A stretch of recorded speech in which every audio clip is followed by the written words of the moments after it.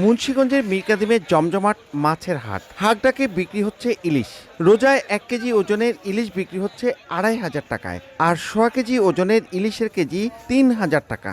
সপ্তাহের ব্যবধানে দর কমেছে কেজিতে ৫০০ টাকা পর্যন্ত। তারপরও ইলিশের এত দামে অসন্তোষ ক্রেতাদের। জেলার বৃহৎ এ হাটে প্রকাশ্যে বিক্রি হচ্ছে নিষিদ্ধ ঝাটকা। এছাড়া তোলা হয়েছে পাঙ্গাস, বোয়াল, রুই, কাতল, শিং, কই, চিতল সহ নানা জাতের মাছ। আছে সামুদ্রিক মাছও। তবে ক্রেতাদের অভিযোগ, কোনো মাছের দরই সহনীয় নয়। বাজার নিয়ন্ত্রণ করে সিন্ডিকেট।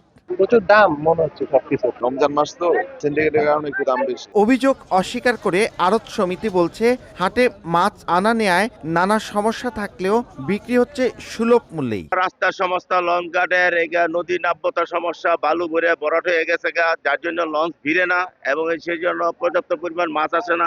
ঐতিহ্যবাহী ঘাট আজকে মনে করেন বিলুপ্তির পথে।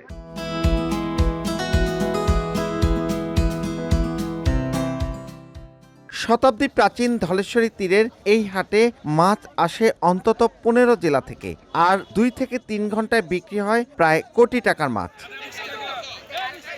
নাসির উদ্দিন উজ্জ্বল, সময় সংবাদ, মুন্সিগঞ্জ।